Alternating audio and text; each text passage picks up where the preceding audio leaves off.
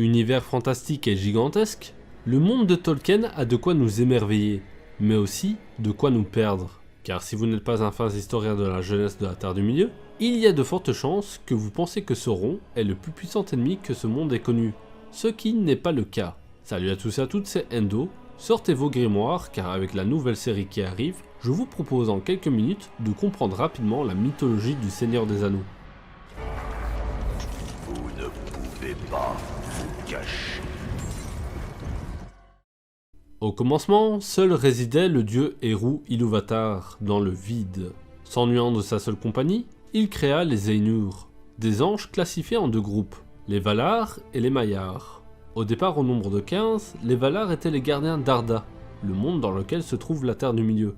Divisés en deux également, les Arathar étaient les 9 plus puissants Valar des 15 existants.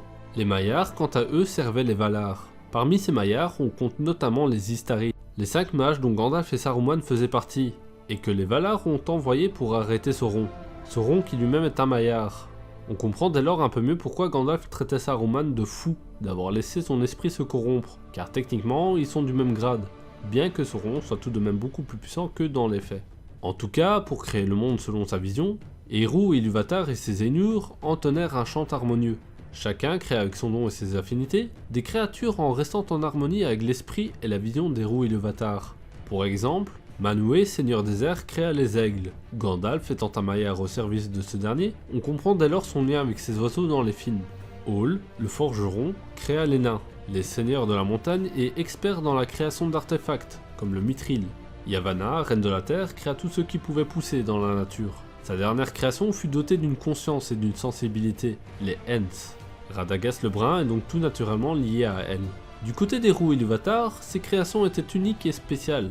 Ses premiers-nés furent les elfes, êtres immortels et rattachés à la nature. Les derniers, et sans doute ses préférés, pour leur avoir fait le don de la mort, les hommes. Leur courte vie en font des êtres à part entière, leur permettant d'être détachés de la symphonie déique, et d'entonner en quelque sorte leur propre chant pour façonner leur futur. C'est pourquoi ce sont notamment les hommes qui font bouger les choses en Terre de Milieu, et face à Sauron.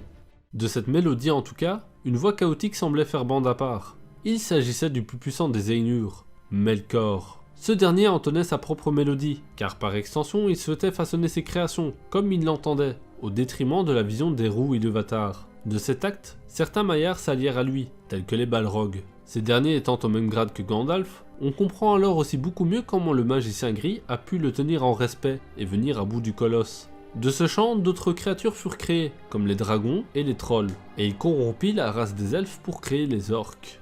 De sa mélodie, il sema la discorde lors de la création d'Arda. Ayant un attrait certain pour l'obscurité, le froid et la destruction, il détruisait systématiquement les créations de ses pairs, considérant que cette terre lui appartenait, et qu'il en était le seigneur légitime.